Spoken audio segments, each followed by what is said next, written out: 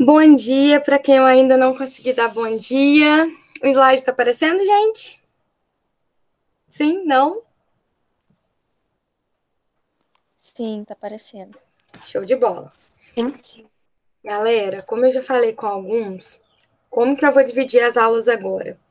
Vou dividir uma aula para cada competência e a gente tendo acesso tanto à cartilha do participante, que eu já falei com vocês, que é quase que uma bíblia para o estudante que se prepara para o Enem, porque ali é o material de orientação oficial do MEC, então do INEP, MEC, INEP são órgãos associados, né?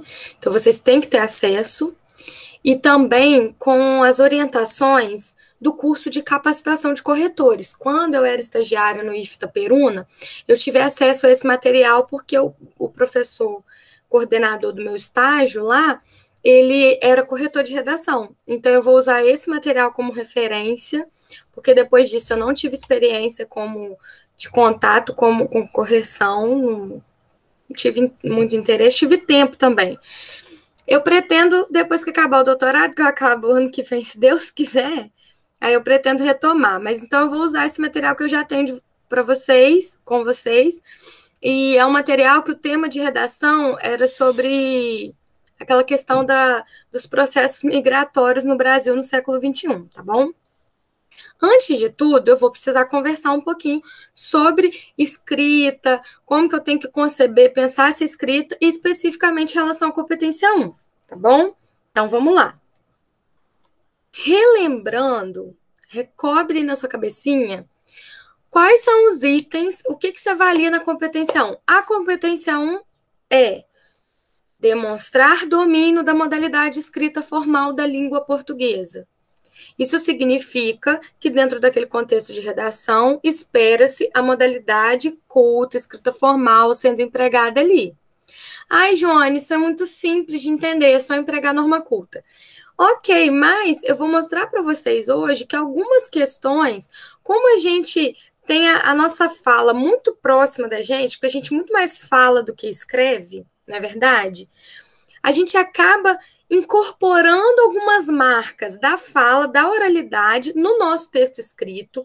A gente não observa, não consegue identificar como um problema que recai nessa matriz de correção e acaba sofrendo alguma penalidade. Então, minha aula também hoje vai se direcionar para a gente observar essas questões, tá?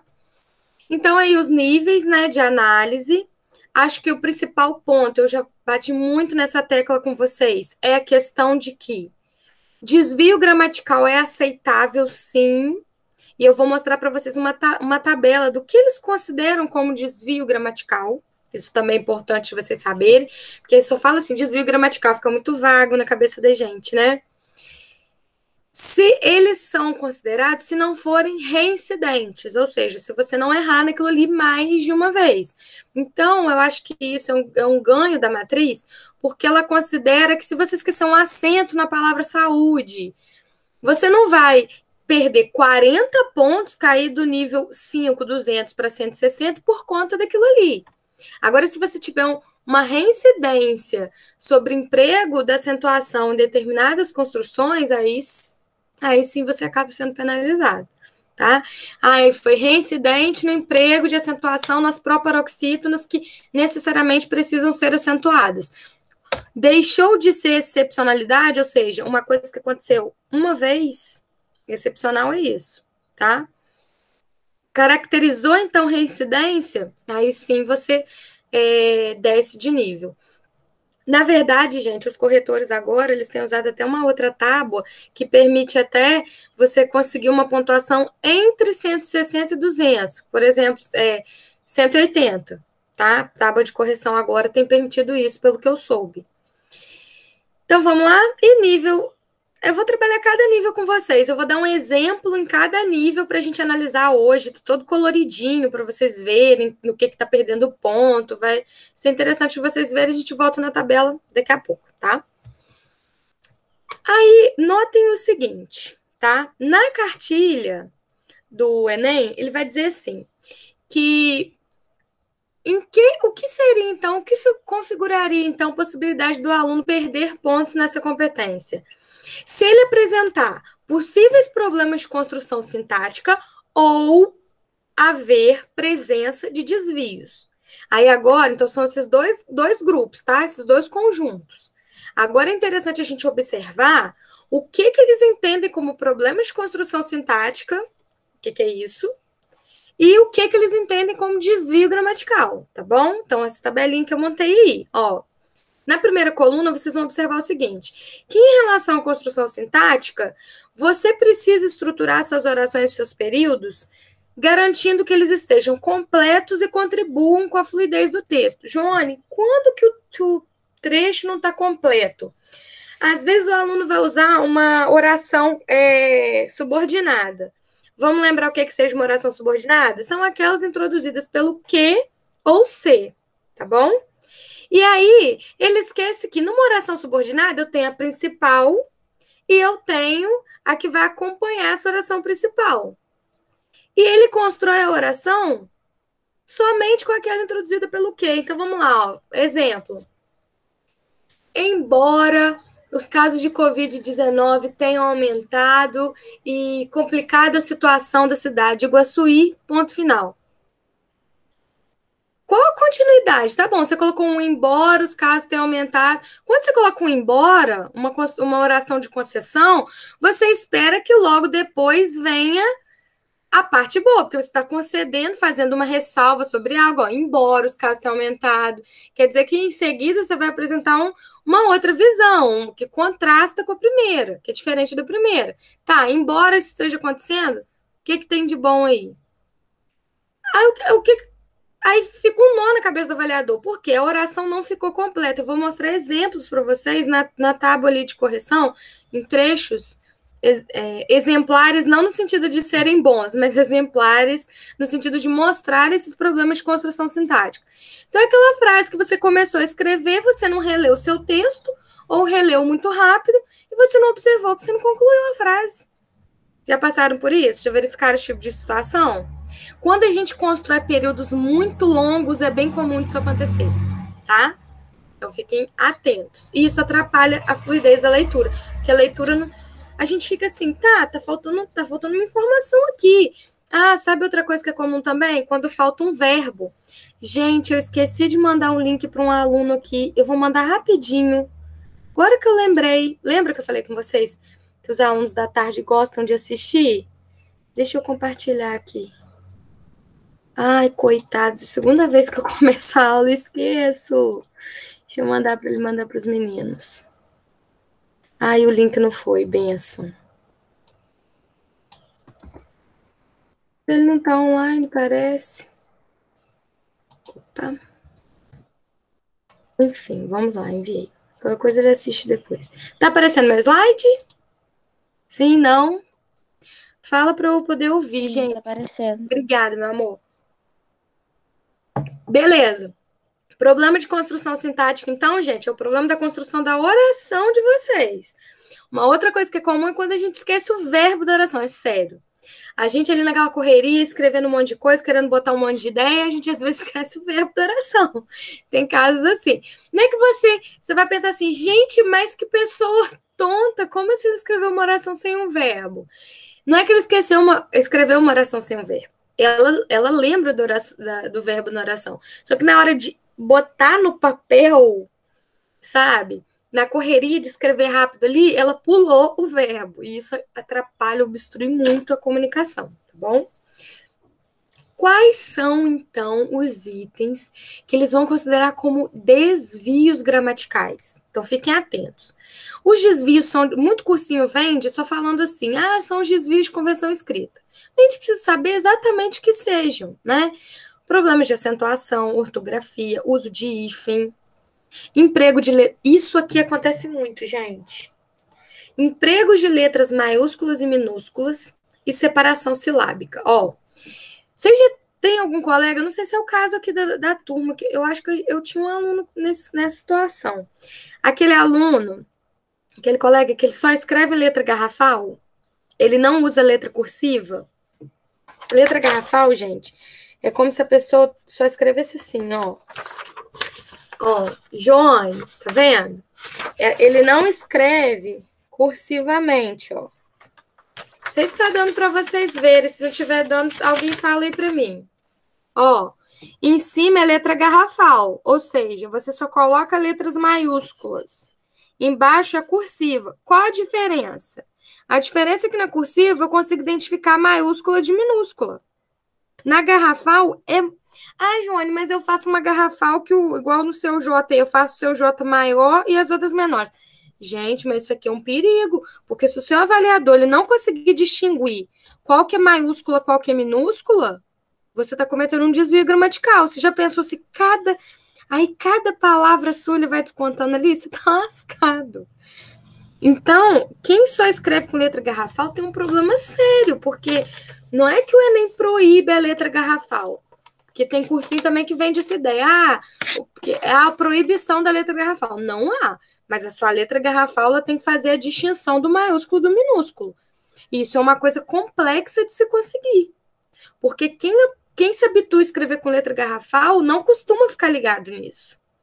E pensa que no ato da escrita você tem que escrever uma redação de 30 linhas num tempo muito curto. Será que naquela correria ali você vai conseguir dar conta de lembrar em cada palavrinha de marcar maiúscula? Então é uma coisa a se pensar.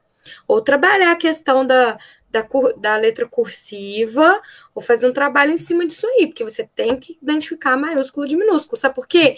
Porque se você num nome próprio não coloca a letra maiúscula, se você no início de oração não coloca a letra maiúscula, que são as regras para a convenção escrita nesse sentido, você vai perder ponto. Entenderam? Então tem que ficar atentos, tá? Outra questão que eu vejo, às vezes o aluno, é aquela frase, tinha um ponto final, ou ele coloca o ponto final e esquece de colocar a maiúscula depois, ou ele esquece o ponto e também já emenda uma minúscula onde tinha que iniciar um período com letra maiúscula, então vocês fiquem atentos a isso, porque perde ponto. E a questão da separação silábica. Translineação. Gente, não dá para o hífenzinho, deixa eu ver se eu consigo desenhar, o ruim de não ter quadro é isso. Tô com a margem aqui, calma aí que eu tô desenhando. Então, vamos lá. Cobrança. Ó, eu vou escrever a palavra cobrança. Não sei se tá muito pequeno, se tá dando para ler. Vou escrever a palavra cobrança. Tá vendo que eu escrevi muito em cima? Eu não vou... Tá dando para ver, gente? Meu nariz tá dentro da câmera. Tá dando? Bênção de Deus, alguém fala aí se tá dando. Tá dando pra ver mais ou menos. Obrigada, meu amor. Ó, eu fui escrever a palavra Ô, Joane, cobrança. Oi, pode falar. o Pedro pediu pra você levantar um pouquinho. Ah, sim? Acho que assim tá melhor. É só que eu queria mostrar que eu coloquei o bran de cobrança muito coladinho com a margem. Aí, o que muitos coleguinhas vão fazer com o hífen? Colocar o hífen onde? Aqui, ó, debaixo do N. Quem nunca fez isso? Não é? Coloca o hífen embaixo da última letra. Não é assim.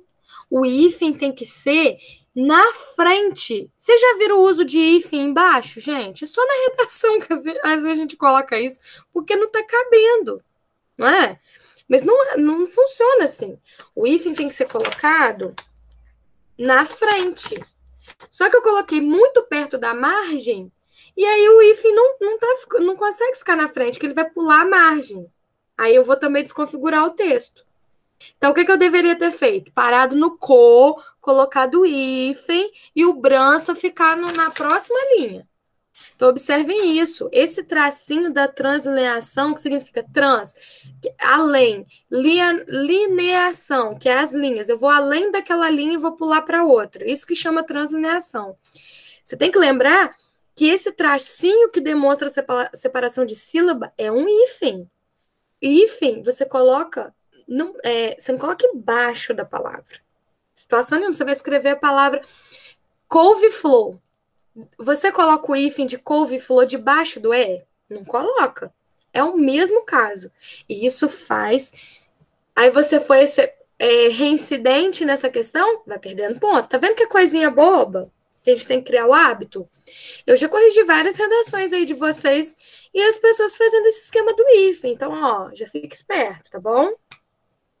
Outros casos, que são um pouco mais complexos, são relacionados a questões de desvios gramaticais, no sentido de serem problemas de regência verbal e nominal.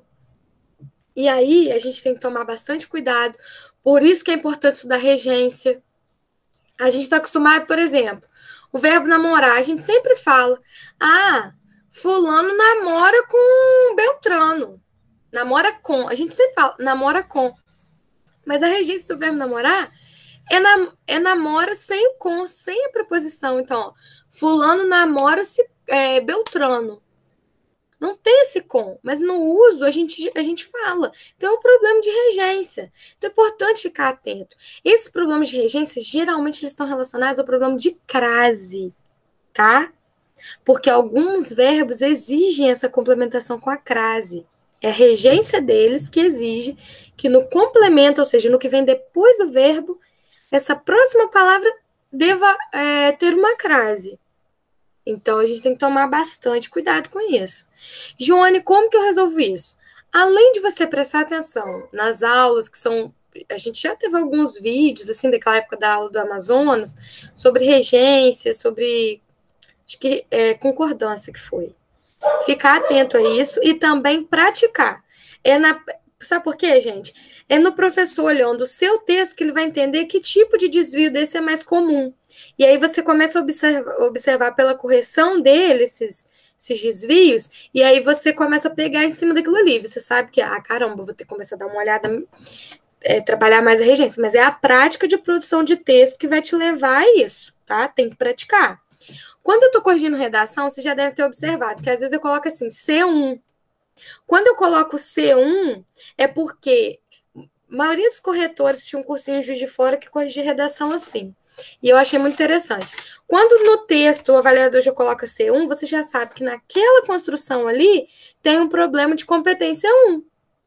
Então, você já vai ficar atento em relação a isso. Aí, se você vê que ali tinha um verbo, então, possivelmente, seu problema era de regência. É porque é difícil o professor ficar escrevendo. É muita redação para corrigir. Então, você também tem que ter um autoconhecimento de como está seu texto. E interpretar a correção, né? Lógico, você pode virar também e falar, professora, você colocou C1 em cima desse verbo. É por causa de quê? Se eu coloquei C1 logo depois de um substantivo, possivelmente é um problema de concordância que você teve. Joane, eu pego a correção sua e eu vejo que tem um monte de C1 no meu texto. Por isso que eu gosto também de usar esses códigos. Significa que você precisa trabalhar mais a competência 1, né? Escolha de registro. A escolha de registro é até uma coisa que eu vou falar um pouco mais na aula de hoje. É questão da adequação a essa modalidade. Então, como a gente está muito comum com a fala, como eu disse para você, a gente muito mais fala do que escreve, a gente costuma trazer algumas coisas da fala, alguns aspectos informais e que deixam registros no nosso texto escrito como marca de oralidade. Vou deixar para falar melhor nos próximos slides, tá bom? Outro item é sobre escolha vocabular. A escolha vocabular está relacionada àquilo que eu falei com vocês, de emprego de vocabulário diversificado, preciso. Vou até ocultar aqui para conseguir ler. Significa que as palavras selecionadas são usadas em sentido correto e são apropriadas ao contexto em que aparece. Então, tem muita gente, já falei sobre isso, tem muita gente que gosta de deixar o texto mais rebuscado e usa o ordinarmente, sem nem saber o que isso significa. Então, acho que está rebuscando a linguagem, diversificando o repertório, e dependendo de onde ele encaixa essa construção, esse advérbio, pode comprometer o sentido do texto. Então, escolha vocabulário é uma coisa que vocês precisam repensar, eu sempre bato nessa tecla. Caminhe pela simplicidade. Caminhar pela simplicidade não significa que você vai ficar repetindo palavras. Porque mesmo se o seu vocabulário você achar que tem um repertório baixo, dentro do seu repertório você tenta ir mudando. Vou dar dicas sobre isso também de repetição hoje, tá? A gente deixa para falar daqui a pouquinho, bom? Então, vamos lá. Eu sempre trago um meme, né? Eu escrevendo E eu falando, gente, é muito o aluno de redação. Quando ele está escrevendo vulgo, conotação, ímpeto, tênue, balbúrdia, quaisquer, ambíguo, suscitar, exceção, estupefado. Aí eles colocaram ali umbigo, que é só para zoar, né? Porque umbigo parece que é uma palavra também um pouco mais rebuscada, mas é o nosso umbigo, assim, é uma parte do corpo. Eu falando, cê é louco, mas maior, eita, tá ligado, na moral, é nóis, manda no céu, pode pá, oxe, o outro não vou falar, oxe, mas o que é imbigo? Gente, o que acontece? Esse meme define muito o que eu falo com vocês. Há diferenças realmente do jeito que a gente fala com o jeito que a gente escreve. Mas a gente tem que observar, principalmente para a questão da redação do Enem, é que alguns elementos que eu muito uso na fala, eles perdem um pouco, eles comprometem um pouco o meu texto escrito. A fala, ela é espontânea. Então, na fala, você pode sim usar expressões eita, mas o quê? Repetir o mas, porque é muito comum quando a gente está contando uma coisa, falar o mas, ou vocês, quando vão fazer resumo de obra literária, seminário de literatura, ou contar algum período histórico na aula de história. É muito comum usar o aí, porque o aí é um marcador que ajuda a gente no decorrer do discurso. Aí, porque para encadear, para apresentar as novas cenas, os novos eventos da narrativa, a gente costuma usar. É um jeito de, na oralidade, aquilo facilitar a nossa discursividade, ou seja, o nosso jeitinho de falar. Só que na escrita, essas marcas, então, ó, na fala, elas são aceitáveis sim, se não for, se você não estiver se portando num contexto formal, tá bom? Na escrita, eu tenho. Na escrita para redação, é a escrita formal, então essas marcas comprometem o seu texto. Mas observe o seguinte: a fala não é completamente informal e a escrita não é completamente formal. Há contextos escritos em que eu sou informal. Exemplo, o WhatsApp.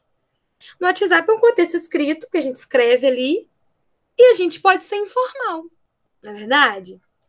Agora, há contextos orais também de fala que eles irão requerer da gente certa formalidade. Um discurso de formatura, você pode até descontrair, mas em sua maioria você vai ser mais formal, porque é uma solenidade ali. Quando tem um evento da escola que tem que alguém falar alguma coisa, vocês podem observar que é mais formal. Então a gente também tem que tirar da cabeça de que fala. Agora eu tô falando isso com vocês. Há algumas implicaturas para redação, mas ajuda muito vocês entenderem também a parte de linguagens, tá? Porque aborda muito essa questão. Para de pensar que a escrita é só formal e que a fala é só informal. Então, é um primeiro mito que a gente tem que quebrar em relação às duas, tá bom? Mas por que então, Joane, que na escrita eu uso vulgo, ímpeto, tênue? Eu gosto de usar esse vocabulário rebuscado. Porque a escrita, acho que eu até coloquei isso no próximo slide. A escrita, ela permite que a gente monitore, presta bem atenção nisso, monitore o nosso jeito de se expressar. Por quê? Eu estou escrevendo ali, eu posso fazer um rascunho do meu texto, eu posso repensar o que eu disse, não é verdade? Na fala, não. A fala é face a face. Você está lidando. A fala é espontânea. Você fala aqui, uma pessoa imediatamente responde ao que você está falando e você complementa e o diálogo vai funcionando assim. A fala é em curso, é em processo. Então, não te dá esse tempo para você fazer a monitoração. Então, essas questões acabam acontecendo, essas marcas de oralidade ficam mais fortes, né? Essas repetições que a gente chama de marcas de oralidade, é um tipo de marca de oralidade, acabam sendo mais fortes, porque eu não consigo voltar agora e consertar o que eu já disse para vocês na aula de hoje. Entenderam? Então, a escrita, ela te dá essa possibilidade. Nota que a escrita, até mesmo no WhatsApp, gente, ela te dá essa possibilidade. Talvez o seu tempo de correção, de monitoração seja mais curto. Mas quem nunca já escreveu uma mensagem no WhatsApp, revisou aquilo ali que escreveu e resolveu mandar outra coisa? Ou até mesmo enviou, mas a gente tem essa possibilidade agora de apagar para todos e refazer o que a gente disse, porque a gente precisou controlar o nosso discurso, controlar o que a gente colocou ali. Não é verdade? Então, há essa distinção. Por isso que na escrita, e principalmente na redação, é importante a gente fazer essa monitoração. Para isso, existe a folha de rascunho, tá? Então, ó, a fala é um fenômeno natural, porque ela nasce com a gente, tá? Você já nasce logo depois você adquire a fala. Na verdade, você já nasce falando sim, porque você não sabe a estrutura complexa da língua ainda, mas você emite sons, não é? Que se fazem compreender. A palavra escrita é um fenômeno culto. Ih, gente, gente, vocês me perdoem, eu não só tenho, eu tô em casa aqui, meu telefone tocou. Ai, Jesus, e agora? O que eu vou fazer? Calma aí, gente, deixa eu parar de partilhar. Jesus, misericórdia. Moço, espera aí. Aqui, ó, ensino remoto é tenso, hein? 1 minuto.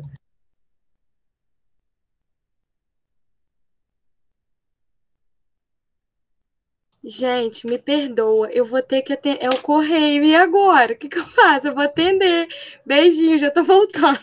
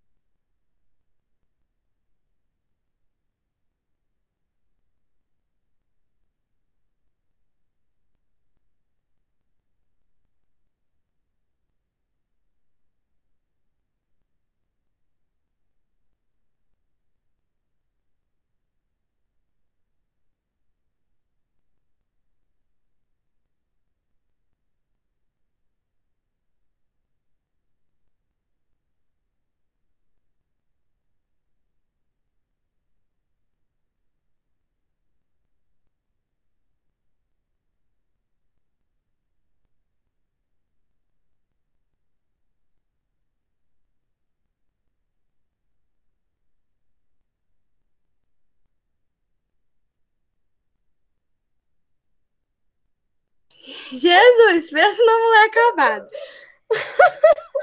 Gente,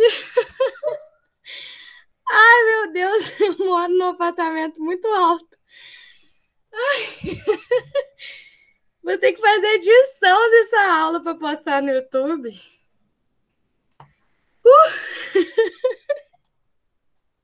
Gente, o sedentarismo bateu de uma forma agora. Ai, Senhor Jesus. Calma, respira primeiro. Só acontece comigo isso. Eu cheguei, o moço estava indo embora. Aí eu falei, moça, eu pedi para esperar. Ai, Senhor. Tá bom, deu certo. Tá aparecendo meu slide? Tá aparecendo aqui. Thiago só dorme, gente. É muito difícil. Então, vamos lá. Vamos voltar. Então, eu já falei aqui. Aí, por que a escrita é um fenômeno cultural? Porque a gente fez, dentro da nossa cultura, a convenção escrita. A gente combinou que seria assim. Então, é importante vocês lerem essa cartilha do participante para vocês entenderem qual é o combinado cultural social que a gente tem que seguir, tá bom? Então, vamos lá. Eu queria só que vocês entendessem o seguinte. Vocês não são burros quando empregam oralidade no seu texto escrito. Porque o que acontece? A fala, ela veio primeiro que a escrita. Gente, a escrita é coisa de 5.000 anos. A gente fala muito antes disso. Então, quando a gente vai aprender uma coisa, qualquer conteúdo, qualquer tópico, é comum a gente usar o que a gente tem de conhecimento prévio para aprender a coisa nova. Vamos pensar, quando a gente vai aprender o inglês, quando a gente vai aprender um novo idioma, qual idioma que você conhece? A sua língua materna, a língua portuguesa, certo? É comum você tentar fazer comparação entre a sua língua portuguesa e o novo idioma que você vai aprender. Por isso, no começo, quando a gente está estudando uma língua estrangeira, é comum a gente fazer tradução. Porque a gente quer fazer essa comparação entre o que a gente domina, que é a nossa língua, e o novo conhecimento que a gente vai adquirir. Na prática de produção de texto é a mesma coisa. Você está acostumado a muito mais falar do que escrever. Então, você vai imprimir o seu jeitinho de falar no seu jeitinho de escrever. Joane, mas eu não posso escrever do jeito que eu falo porque eu vou ser penalizado na tábua de correção. Aí que está a importância de você desenvolver o hábito da escrita. Porque o hábito da fala você já tem. Então, você tem que escrever para você desenvolver essa escrita e você ir perdendo os seus modos de uso da oralidade que você coloca no seu texto escrito. Vocês conseguem entender agora a importância de praticar o texto escrito? Não é só porque você tem que fazer um monte de redação que aí você vai escrever bem. Não. É porque quanto mais você se acostumar com o jeitinho do texto escrito, formal, de redação de vestibular, melhor será para você se desvincular dessas marcas de oralidade que você acaba trazendo para o seu texto, tá bom? Então, vamos lá. Quando eu falo, eu trouxe esse outro mesmo. Quando eu falo com a pessoa pela internet e quando eu falo pessoalmente. Como eu disse para vocês, quando a gente fala face a face, então, nas duas situações, no face a face e na escrita, em que pode ter alguma coisa, algum meio que obstrui esse contato direto com quem você está falando, o pano de fundo é o mesmo, é a língua. A gente usa a língua para se comunicar nas duas situações. O problema é que na fala o seu interlocutor está presente. Você está falando aqui, olha, tá?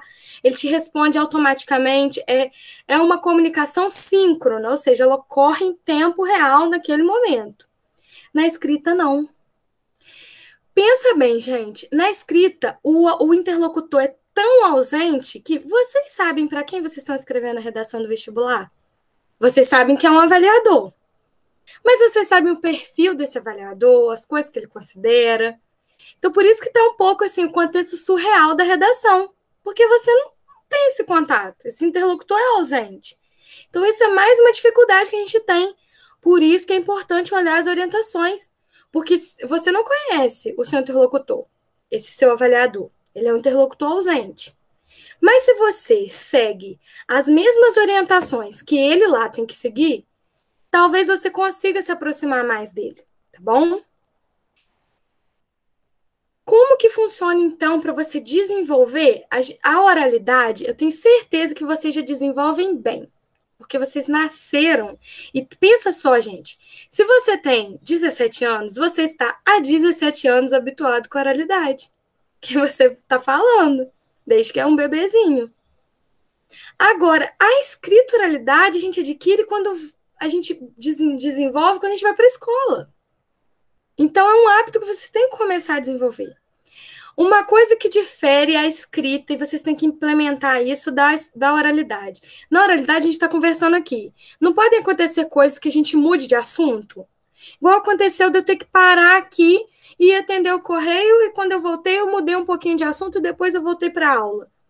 A fala permite a mudança de turno que a gente fala. A conversa muda de perspectiva. Esse tipo de questão de mudança de turno já caiu no Enem, na parte de linguagens, tá? Que eles colocam muitos textos orais, né? Já repararam?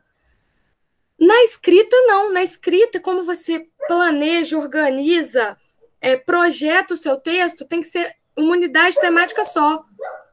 Um assunto que você desenvolve no começo e vai até o final. Então, requer planejamento prévio e execução controlada. E eu já falei com vocês, esse planejamento prévio vocês podem utilizar a partir da folha de rascunho, não necessariamente escrever o texto todo e passar depois a limpo, tá? E a execução controlada é que na medida que você está escrevendo, você ainda tem alguma possibilidade de mudar, mesmo sendo a caneta, mas tem alguma possibilidade de mudar. Agora, nota que você vai desempenhar uma função simultânea, porque ao mesmo tempo que você é autor, ou seja, você está escrevendo aquele texto, você é o leitor do seu texto, que ainda não chegou no avaliador para ele corrigir.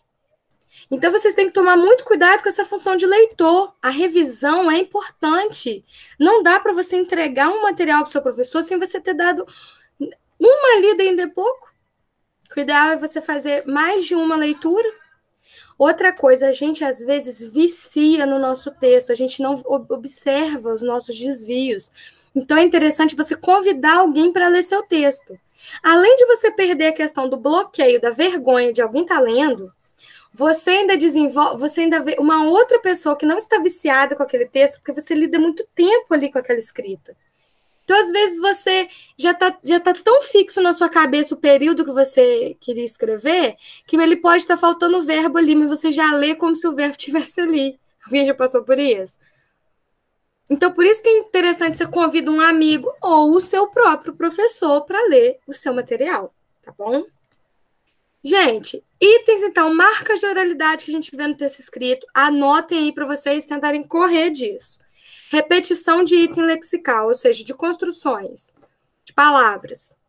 É muito comum a repetição do mas, é muito comum a repetição do e, é muito comum a repetição do assim, porque o assim ajuda a gente a concluir ideias, a fazer a passagem de um parágrafo para o outro. Dica para vocês evitarem. Vocês podem repetir um item lexical, né, uma palavra, uma expressão, a cada 2 ou 3 parágrafos para não sobrecarregar a memória do leitor do seu texto. Então, a dica também. Joane, como é que na hora que eu estou escrevendo eu vou lembrar disso? Eu, além de ter que lembrar minhas ideias que eu vou pôr, eu ainda tenho que lembrar que a cada 2, 3 parágrafos eu não posso repetir um item lexical? É justamente na monitoração que eu acabei de falar com vocês, que você tem escrita controlada, na sua revisão desse texto, que você vai fazer essas correções. A primeira produção, gente, ela não fica muito grilada com essa questão de coesão, não, porque você tem a possibilidade de revisar e ir ajustando isso. Joane, mas na hora do Enem eu não vou ter tempo para isso. Se você treinou antes, se você já está começando agora a criar esse hábito, quando você chegar no dia do exame, você já vai estar mais treinado. Então, a revisão da correção da coesão vai ser mais rápida, tá? Então, por isso, eu estou batendo na tecla de novo a importância de produzir. como que você pode evitar essa repetição, então? Já que, Joane, já que a cada 2, 3 parágrafos eu não posso ficar repetindo um item lexical, como é que eu posso substituir? Gente, aproveitem, assim, enquanto vocês estão em casa, eu sei que no dia da prova você não terá, mas enquanto vocês estão em casa, só para vocês irem adquirindo vocabulário, baixem no celular o aplicativo de sinônimos ou digitem mesmo no Google. Tem um site chamado Sinônimos mesmo. Ele é muito bom. Gente, quando eu estou escrevendo parte da minha tese, eu uso o dicionário de sinônimo, eu não tenho usado o dicionário físico, né? Dicionário. Primeiro, porque na mudança eu não sei onde foi parar meu dicionário. E segundo, porque o da internet é mais rápido. Eu uso. Porque às vezes eu tô vendo que eu tô usando muito a palavra fomentar. Muito, usei demais. E agora minha cabeça está pesada, eu não consigo pensar numa outra. Ali, ele te dá uma gama de possibilidades de palavras. Eu vou e escolho aquela que está mais adequada ao meu jeitinho de escrita. Não vou colocar também uma palavra arcaica, que não condiz com o meu jeito de escrever. O bom disso é que você chega num ponto que você já não precisa mais usar o dicionário. O dicionário não vicia, igual muita gente vende essa ideia. Pelo contrário, você se habitua a pesquisar aquilo ali, você cria o hábito de ler outras palavras e pensar. E nesse dos sinônimos costuma vir também, tem um de significados. Eu também gosto de usar os dois, tá? Porque às vezes eu vejo essa palavra, aí eu falo assim, gente, mas será que ela pode ter um significado distinto? Aí eu gosto também de usar o de significados, anotem aí, tá? O de sinônimos e o de significados. Eu vou mandar no grupo, o que vocês acham? Pode ser, né? Manda o link no grupo e eles têm aplicativo, sempre usem. Porque aí você vai indiretamente, gente, juro pra vocês vão ampliar vocabulário. Vai por mim. É um hábito fácil, que você cria uma rotina com aquilo ali e vai te ajudar. No dia do Enem, você não vai ter o aplicativo, mas você não vai estar viciado, porque você já usou várias vezes algumas ideias. A sua memória é boa, você é um adolescente. Sério, sua cabeça pode estar cheia de coisa, mas na hora, ela vai puxar esse conhecimento prévio. Pode acreditar. Você também pode substituir por pronomes, tá bom? E a gente tem uma gama de pronomes que vocês podem utilizar. Por isso, nas aulas de colocação pronominal, você tem que ficar atento, porque você pode adquirir ali muita informação legal para você usar no seu texto. Outro problema, gente, observem isso, é a confusão ortográfica. Gente, eu vejo muito isso. Vocês têm que ter uma noção do seguinte. Lembra lá nas aulas de português os tipos de formas nominais para o verbo? Ele pode estar no particípio, que é quando ele termina em todos o. Por exemplo, a comida está gostosa. Ou o frango está gostoso. Terminou em zo, é o particípio, né, do verbo gostar. Pode estar no gerúndio, quando eu digo assim, estarei telefonando. Telefonando, terminado em NDO, é o gerúndio do verbo telefonar. Né? Indica processo, da coisa que está sendo feita. E existe um infinitivo, que é quando termina em ar, ir e or. Não existe terminado em ur ainda. Não criaram isso em língua portuguesa. Então, o infinitivo necessariamente precisa ter esse R. É o que as pessoas costumam errar. Porque decidir e decidir é tão próximo foneticamente, é um foneminha só que troca, as pessoas fazem essa confusão. Então, exemplo. Eu submetir proposta de trabalho neste evento. Submetir é o verbo que vai ser conjugado, tá? Que está no infinitivo. Quando eu uso um pronome, eu, tu, ele, nós, vós, eles, não pode ficar no infinitivo mais. Vai ser eu submeti, sem o R. Tu, aí depende da conjugação verbal que eu for fazer. Mas nenhum deles, na sequência, vai usar o infinitivo de novo. Porque o infinitivo é o tipo do verbo que eu vou conjugar já. Entenderam? Então, se o professor decidir por fazê-lo, nota que toda vez que eu usar uma condicional, como ser, o caso, eu vou colocar esse texto, essa construção numa condição que eu vou precisar colocar o R no infinitivo aqui. que indica dúvida, possibilidade, não tem certeza que isso vai acontecer. Então, se o professor decidir por fazê-lo, não é decidir, porque decidir não se relaciona a ele, professor, né? Mas gera uma confusão aí, as pessoas esquecem, às vezes, de quais contextos eu vou usar o infinitivo e qual que eu não vou usar. Então, é importante você olhar o contexto, tá? Quais são os contextos que favorecem o uso desse infinitivo, que é terminado com ir, ar, or, tá? Quando, por exemplo, essa palavrinha, ela for sujeito, quando eu coloco o verbo como sujeito. Como assim, Joane? Olha nesse exemplo. Rir é o melhor remédio. Tá vendo que rir tá na posição de sujeito? Quem é o sujeito? Aquele que acompanha o verbo, tem um destaque na oração, tá vendo? Ele tá Então, aqui não é rir. Rir é rir. Só que na oralidade, a gente costuma falar rir. Aí as pessoas esquecem que na escrita tem que botar o R. Por isso tem que ficar atento à diferença da escrita para a oralidade. A decisão de banir. Então, toda vez que vem acompanhado de uma preposição assim, tem um Rzinho, porque é o verbo no infinitivo, tá bom? Você gosta de estudar à noite? Então, aqui não é estudar. O A, um acento, às vezes até sem o acento, não. Tem que ter o R, porque está acompanhando de uma preposição. Então, essas são as duas dicas que eu dou para vocês de contextos que favorecem o infinitivo. Quando eu coloco o verbo na posição de sujeito ou quando eu tenho acompanhamento antes do verbo de uma preposição, tá bem? Outra coisa que eu quero que vocês observem agora é o contexto que favorece a terceira pessoa do indicativo, que no caso seria o está, igual tá aqui, estar. Terceira pessoa do indicativo do verbo estar, terceira pessoa. Eu, tu, ele. Ele está. Ou ela está. A posição de verbo principal no sintagma ou quando ele é verbo auxiliar. Nota aqui. O Congresso Nacional está desacreditado. Então, ele está aqui no núcleo do verbal. Tá vendo? No meio, no centro. Se relaciona ao sujeito Congresso Nacional? Então, aqui não vai ser estar, vai ser está. Quando tiver nessa condição, na posição de verbo principal no sintagma, ou de verbo auxiliar, é está e não estar. Afinal, a hiena ri ou chora? É muito comum esse tipo de construção, as pessoas colocam. A hiena rir ou chora? Não, nota que o ri está de novo, como núcleo do sintagma verbal. É o único verbo, inclusive, dessa oração. Então, você precisa colocá-lo nessa condição sem estar no infinitivo, porque aqui ele já está sendo conjugado. O a hiena nada mais é do que o ela, naquela tabelinha que a gente usa de conjugação, desculpa.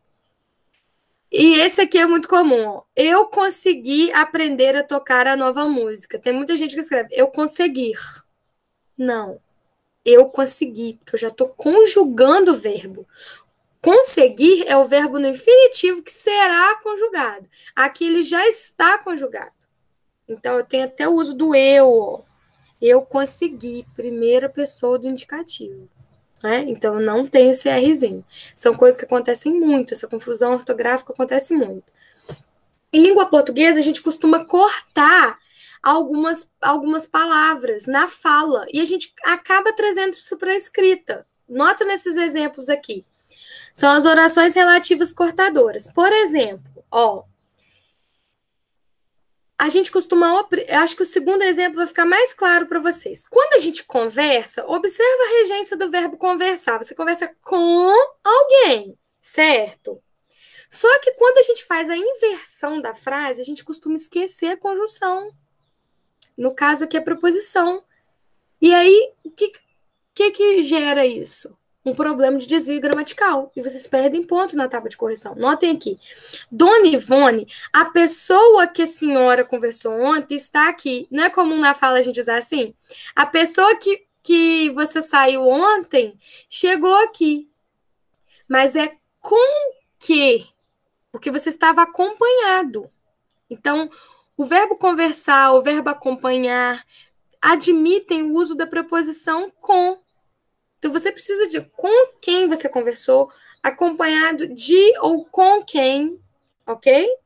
Então, são coisas que a gente costuma fazer na oralidade e na escrita a gente esquece que tem que colocar. E aí dá um probleminha de regência, tá bom? Como que eu posso resolver isso? Monitorando o meu texto. Ficando de olho no verbo que você usou. Você vai fazer a revisão do seu texto, olha o verbo que você usou. Ele é um verbo que precisa dessas complementações, você já olha e já vai corrigindo, tá bom? Outra construção muito comum, gente, o pronome lembrete. Na oralidade, é muito comum a gente falar assim: ah, o Flamengo, ele jogou ontem. Ah, o Flamengo, o jogador dele estava machucado. Nota o seguinte, eu já mencionei a palavra Flamengo e eu repito Flamengo quando eu digo dele, ele, na mesma oração. Isso é considerado uma redundância, porque você tá. O que é redundância? É você repetir uma coisa que você já sabe ali de quem você está falando. Então, vocês tomem cuidado com essas construções que a gente já menciona o referente, ou seja, de quem a gente está falando, e a gente repete depois, porque isso é redundância e vai te penalizar também na tábua de correção. Nota nesse exemplo aqui. A Maria, eu gosto muito dela. O dela é um pronome lembrete da palavra Maria. Por que pronome lembrete? Ó, o ela é um pronome, tá? Fica dela aqui, porque junta com o de preposição, né? E ele lembra a palavra Maria. Por isso que chama pronome lembrete. Como você pode evitar isso? Gente, construção simples. Eu gosto muito da Maria.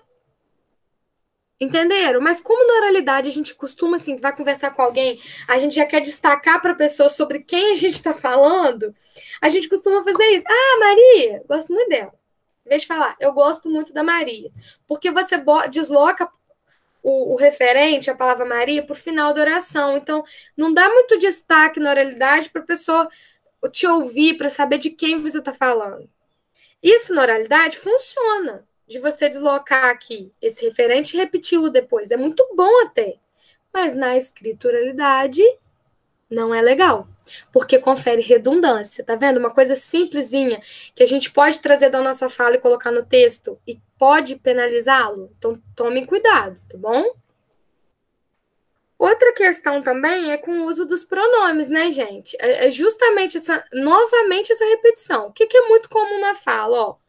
Comprei um livro ontem e vou dar ele para a Luciana. Então, ó, eu tenho duas orações. Eu uso ele aqui de novo como um pronome que vai retomar a palavra livro. Além de eu verificar aqui um problema de colocação pronominal, porque eu não posso realizar essa colocação pronominal aqui com o pronome pessoal, ele tem que ser um pronome oblíquo. Então, ó, vou dá-lo para a Luciana. Além de eu ter um problema em relação a isso, o que é muito comum na oralidade tem ocorrido na escrita?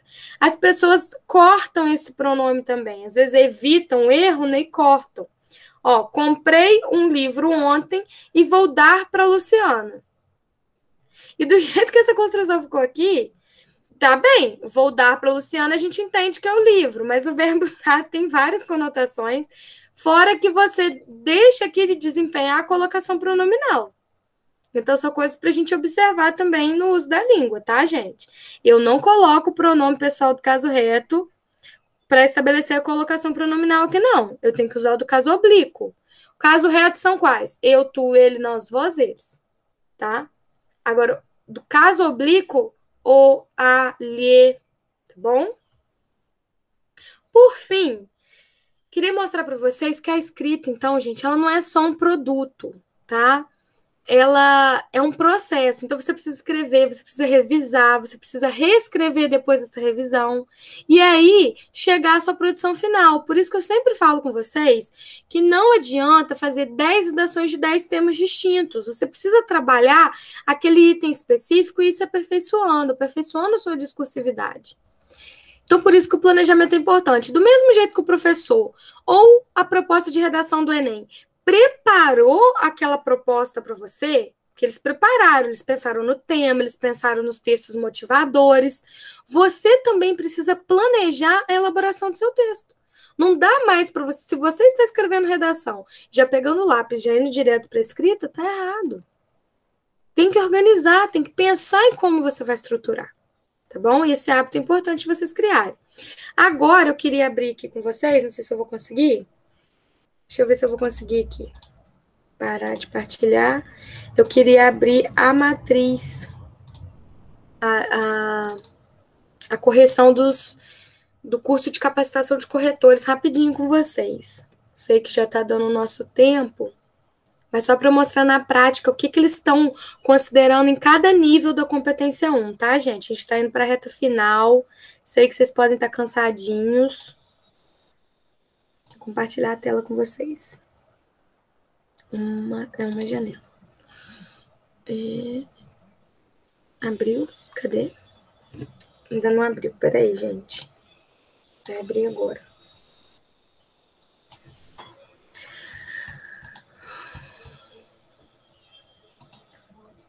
Quando eu uso essas... Eu tô com tanto arquivo, eu tenho que arrumar um HD externo, que meu computador tá travando. Acho que agora abriu. Vamos lá, deixa eu botar já no nível 1. Deixa eu botar de um jeito que vocês consigam ler comigo.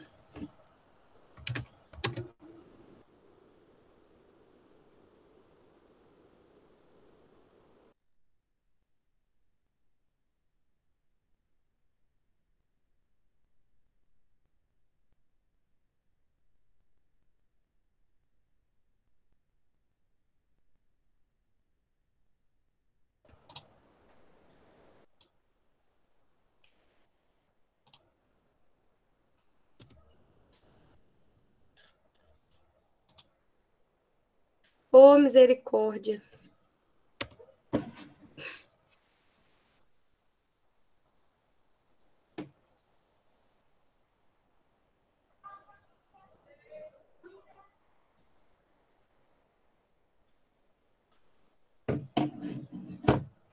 Gente, alguém tá me ouvindo? O Teams tá travado.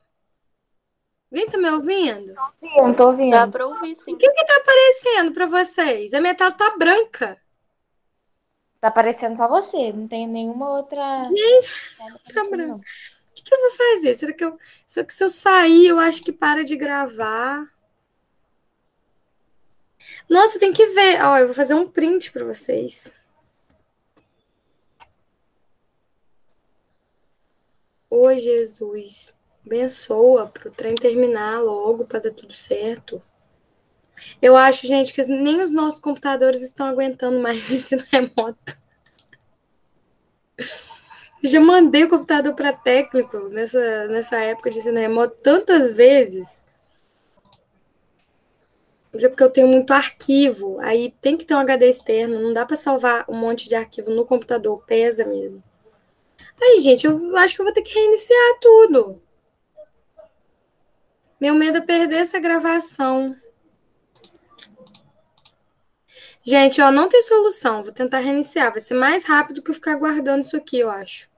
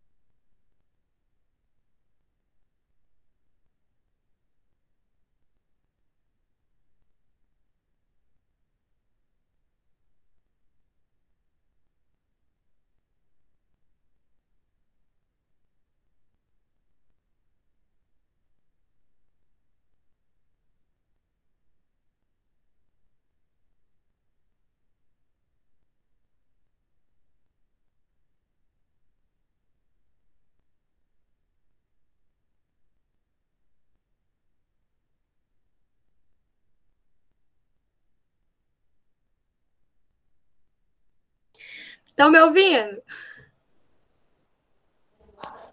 Tô ouvindo. Voltei, gente, na glória do Senhor. Agora a gente consegue concluir, se Deus quiser. Vamos lá? Então, ó, nível 5. Esse é um exemplo de redação de nível 5, tá bom? Vocês vão verificar que tem excelente domínio. Vocês vão observar só um item, ó. Por que eu gosto desse arquivo dos corretores?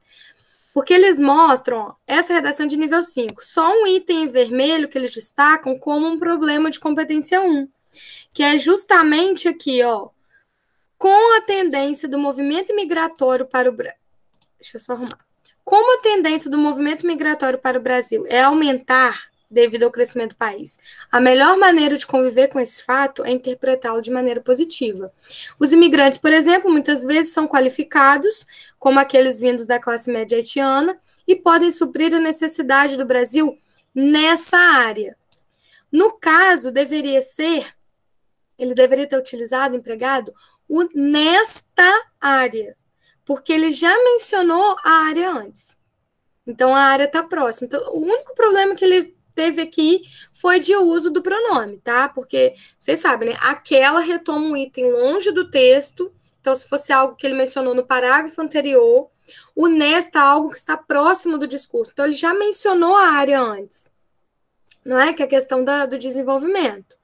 Então, ele colocar o nessa para algo que ele acabou de mencionar, ele deveria ter empregado nesta, tá?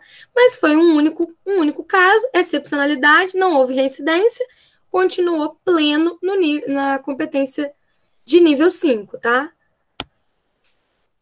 Deixa eu passar. Nem meu touch quer funcionar. Então, vamos lá. Essa aqui já ficou em nível 4, demonstra bom domínio da modalidade escrita formal da língua portuguesa de escolha de registro com poucos desvios gramaticais. Então, note que as palavras-chave aqui é bom e poucos desvios. A gente já observa aqui que os desvios deixaram de ser excepcionalidade. Então, eles ocorrem mais vezes. Ó, notem aqui. Eles destacaram exatamente esse trecho. Apesar de enfrentar ainda graves e numerosos problemas da ordem econômica, social e política. Então, ó, nota o seguinte. Vamos ler a construção toda para a gente entender? O capitalismo, a globalização e a revolução tecnológica do último século são fatores que possibilitaram ao Brasil, mesmo sendo um país subdesenvolvido, se consolidar como uma nação emergente que, apesar de enfrentar ainda graves e numerosos problemas de ordem econômica, social e política, apresenta-se como uma salvação dos povos de diversos outros países que para cá migram com frequência. Nota o seguinte, ele usou, gente, duas orações concessivas próximas, coladinhas. Porque o mesmo sendo, apesar de, o embora, eles têm a mesma semântica. Ele podia ter agrupado tudo isso numa construção só. Ele podia ter utilizado assim. Possibilitar ao Brasil, mesmo sendo um país subdesenvolvido, que enfrenta ainda graves e numerosos problemas de ordem econômica, social e política, se consolidar como uma nação emergente e apresentar-se como uma salvação para povos de diversos outros países. Vocês conseguiram entender? Todo mundo captou isso aqui? Por que ele perdeu ponto? Porque ele emprega redundantemente duas orações concessivas ao mesmo tempo, tá? Na mesma construção. Então, observem isso, tá? O mesmo e o apesar. Nota que ele novamente emprega o apesar da chegada desses imigrantes. Então, ó, a gente vê também uma repetição ainda de vocabulário, de construções. Outros itens que foram verificados é, por exemplo, a questão da acentuação na palavra economias, que aí ficou econômias, né? Eles viram como... Aí, além de acontecer aqui, em economias, ele ainda erra aqui, ó. As pessoas não se apegam mais às dificuldades encontradas. O verbo apegar requer a crase. Lembra que eu mencionei isso com vocês? Então, ele tem dois problemas de emprego do acento indicativo de crase aqui e aqui de acentuação da palavra mesmo, na palavra economias. Tá vendo como é reincidência? Por isso que ele foi para o nível 4. Outro item que vocês podem observar é que Vamos ver a construção. Esse movimento migratório acontece a partir de economias inferiores ao do Brasil. Só que a palavra é economias. Então, deveria ser inferiores a do Brasil. E aí coloca ao do Brasil. Compreende? Então, aqui eu tenho um problema de concordância. E mostram que muitos outros países encontram-se em situações mais precárias que a nossa. Então, assim, eu estou falando, esse movimento migratório acontece e mostra que muitos outros países, então está se referindo a uma palavra no singular, e aqui ele flexionou o verbo no plural. Então, outro problema de reincidência. Tá vendo, gente? Como se você cometer um erro de concordância nominal e um de acentuação, os dois não caracterizam reincidência. Não é reincidência assim, você teve mais de um erro gramatical. É reincidência de pontuação, reincidência de concordância, reincidência de repetição, redundância. Tá vendo? É dentro de cada caixinha daquelas possibilidades que eu mostrei na aula hoje para vocês. Então, não quer dizer que você tem que produzir um texto inteiro só com um erro, um desvio gramatical, um problema sintático. Não, eles avaliam dentro dos blocos. Vocês conseguiram entender? Então, não precisa ficar tão grilado. Então, tem que ficar mais atento, né? Novamente, a gente vê assim, leva-se a crer, a partir da análise dessas imigrações. Então, assim, a partir da análise dessas imigrações, ele estava fazendo análise de imigração, uma construção que não retoma exatamente a ideia que se pretendia, porque ele não fez uma escolha precisa do vocabulário. Leva-se a crer, e aqui deveria ser, nota o seguinte, se leva a crer, por conta da construção que ele colocou antes, a partir da análise dessas imigrações, então eu tenho um problema de colocação pronominal novamente. E nota que ele usa o onde aqui, onde as pessoas não se apegam mais, onde só se refere a um pronome. Anota isso, gente, que se refere a lugares fixos. Então, esta é a casa onde morei. Casa é um lugar fixo. Neste caso aqui, o onde está retomando mudança e transformação, que não é um lugar fixo. Então, deveria ser o em que, né? Então, é um problema que foi reincidência, então, reincidência de escolha, de colocação do pronome. Por isso que os dois estão em vermelhinho, por isso que ele perdeu o ponto, foi para nível 4. Mas nota que, no geral, ele apresenta desvios de vários tipos, mas foi considerada a questão da reincidência, que era pouca, né? Pode observar aqui, vamos ver pelas cores, 2 reincidências da questão das orações concessivas, duas situações de problema de acentuação, 2 situações de concordância, 2 situações de colocação pronominal, tá vendo? Por isso que é nível 4. No geral, dá muito mais de 2. Isso que eu queria, assim, mostrar para vocês. Não sei se vocês conseguiram entender a ideia. Agora vamos ver nível 3? Calma aí que a aula já está acabando, não vai embora, não. As palavras-chave para você observar é o seguinte. O que seria, então, demonstrar domínio mediano e apresentar alguns desvios? Notem a questão das cores que vai ajudá-los. A gente já vê em amarelinho problemas de acentuação, tá? Então, observa bem. Os últimos está sem um acento. Devido a... Aí, observa o uso da palavra devido. Requer uma regência nominal, porque devido é um nome, não é um verbo, né? Senão seria regência verbal, se fosse um verbo. O devido exige a crase logo depois do seu emprego. Então, a palavra também pra vocês ficarem atentos. Devido à falta. Mas se aqui tiver um substantivo masculino, vocês não têm que colocar a crase, não, tá? Então, é bom ler as regras da crase. É porque falta é um substantivo feminino. Então, eu tenho que colocar uma crasezinha aqui. Destruído tá sem acento.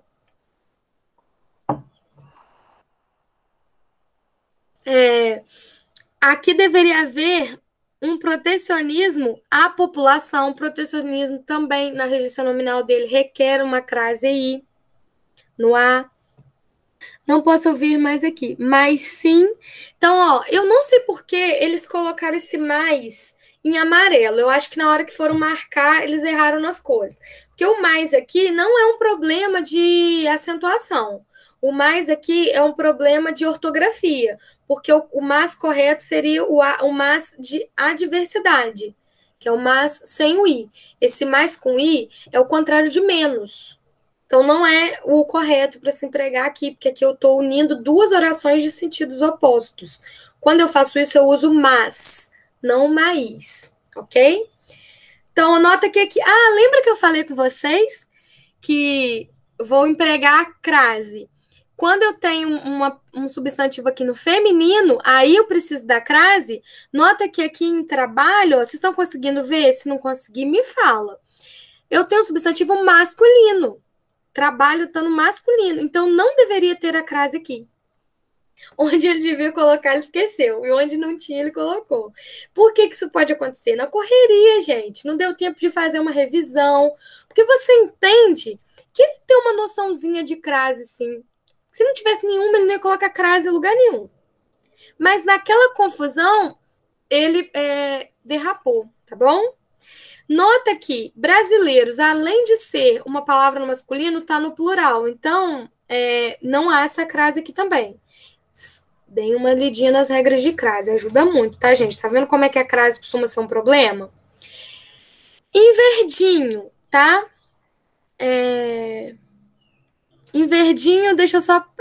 mas, convenhamos, muitos imigraram para o Brasil ou migraram pelo fato de seu país de origem ter sido destruído. E o próximo? Aqui deveria haver um protecionismo à população, não que os estrangeiros... Ah, gente, o que acontece? Ele usou aqui a marca da primeira pessoa, que eu já falei com vocês que não é criticada. Mas o jeito que ele colocou não era algo que gerava um sentimento de coletividade e potencializava a argumentação dele, não. Quando ele coloca assim, mas convenhamos, muitos imigrantes do Brasil, nota que está no tom de conversa. Não é numa conversa que a gente diz assim? Mas convenhamos, não deveria ser... Lógico que a gente não usa assim. A gente fala que é numa conversa a gente usa, mas assim, numa conversa mais formal, tá?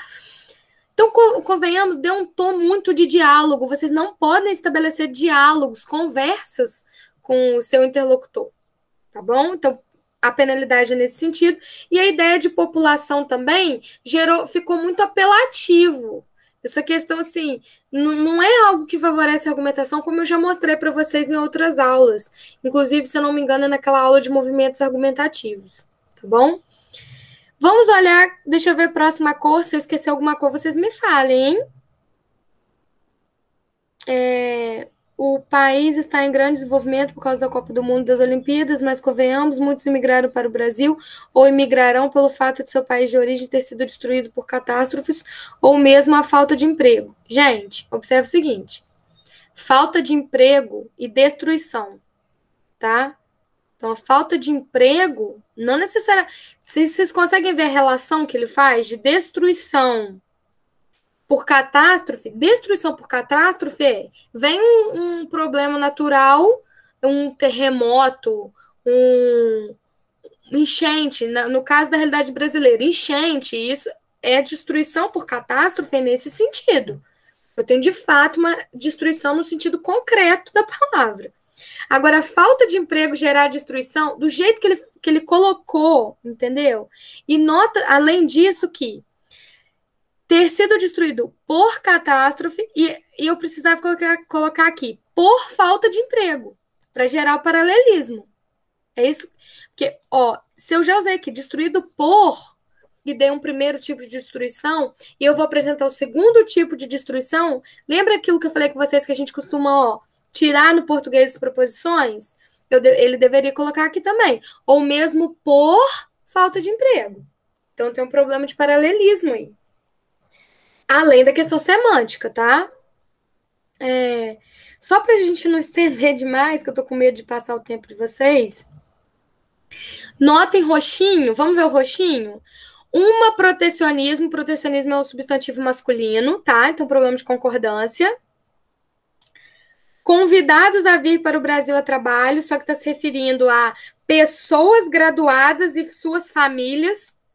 Então, esses dois núcleos nominais estão no feminino, então aqui deveria ser convidadas, ok? Agora, vocês conseguem observar a diferença desse texto para o outro que eu analisei com vocês? No outro, a gente tinha 2 desvios para cada tipo a gente tinha 2 ocorrências para cada tipo de desvio, de problema sintático, ok? Aqui eu tenho muito mais.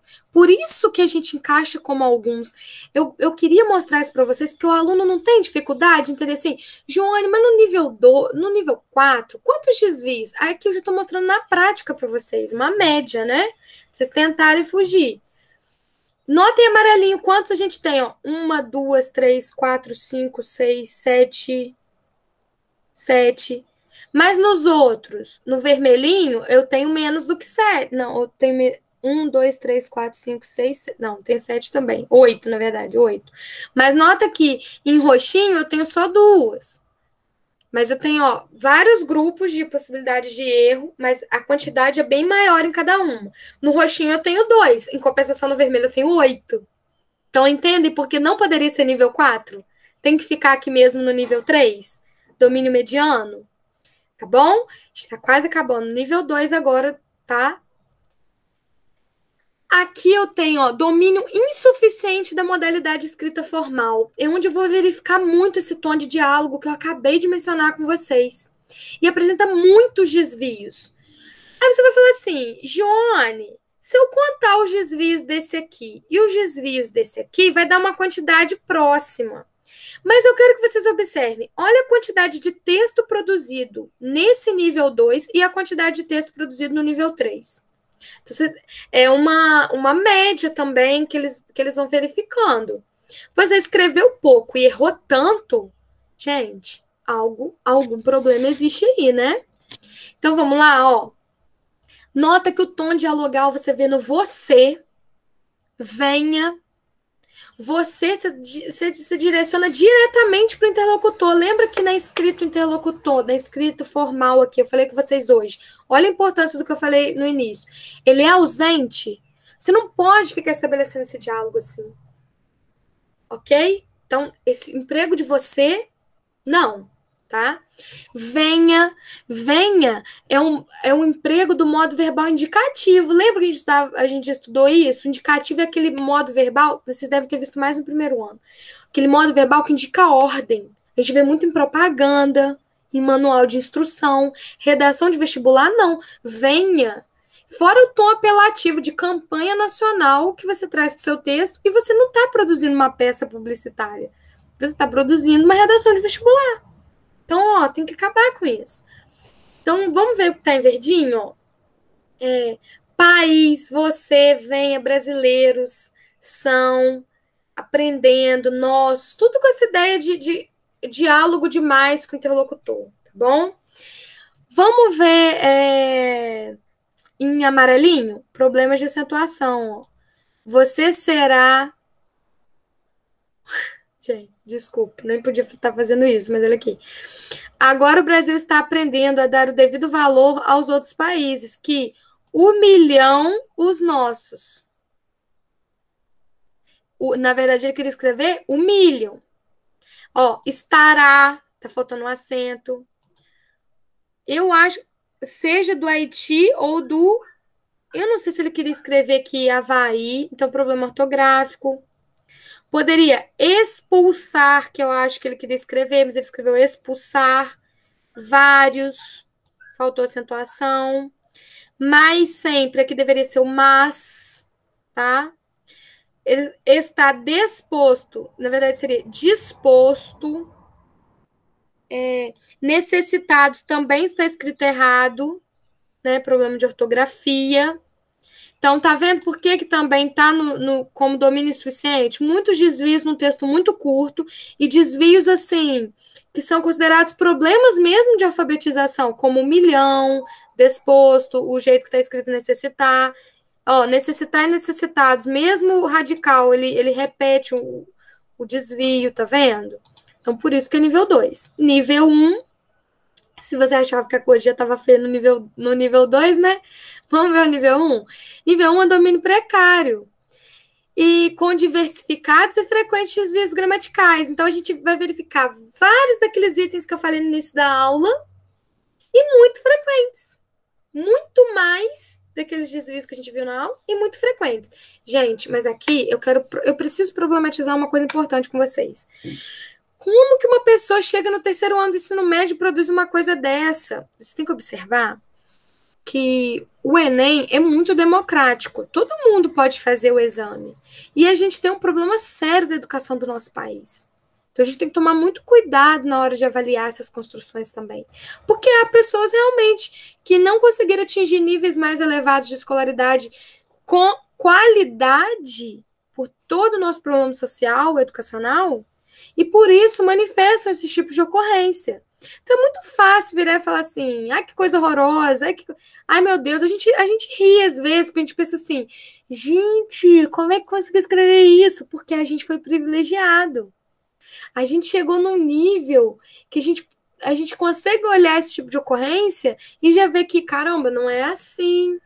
Mas a outra pessoa não, porque se soubesse aplicar a ortografia correta, gente, lógico que ele não iria demonstrar esse tipo de... Porque já é uma escrita um pouco defasada, tá vendo? Com várias questões. Então, a gente também tem que tentar compreender, tá?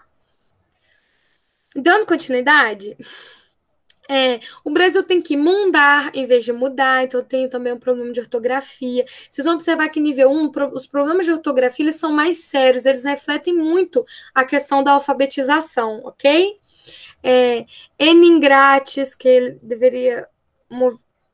em alguma coisa, o movimento Eningrates, que acho que ele deveria falar do movimento migratório, né?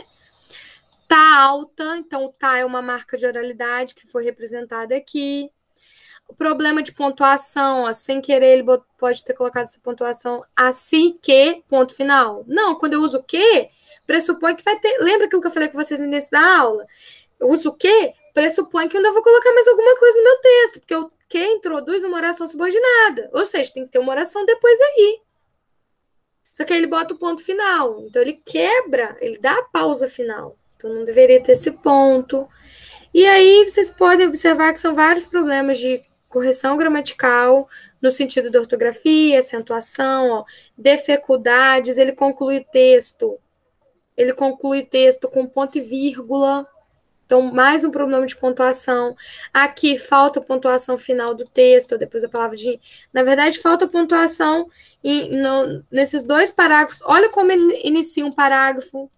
Num do de vida, né? Num marca maiúscula. Aqui, ele deu recuo de parágrafo nos 3 próximos parágrafos, mas no primeiro ele não deu. Então, são coisas que... Lembra que eu já mostrei no início da aula para você?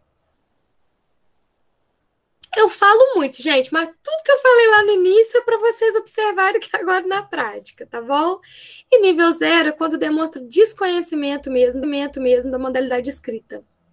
É quando ele só consegue realmente se apropriar da modalidade oral a qual ele está habituado, tá, gente? É um caso realmente muito sério.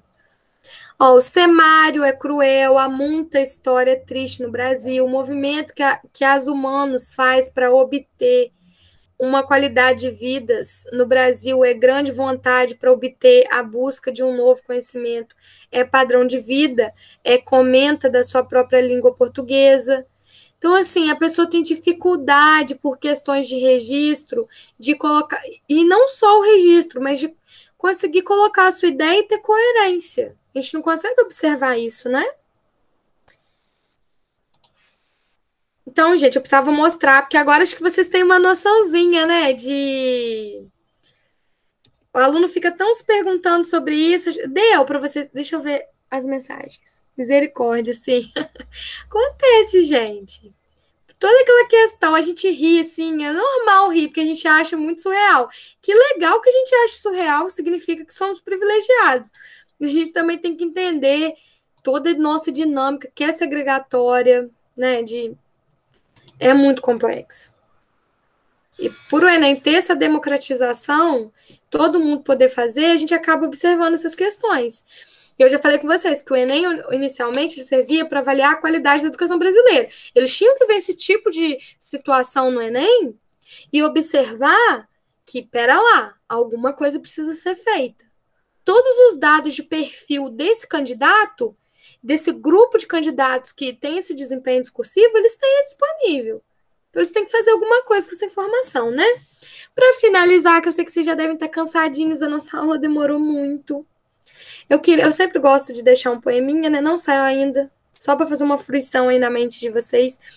Eu amo esse poeminha do conto, poeminho do contra si mesmo, tá? O título, do Mário Quintana.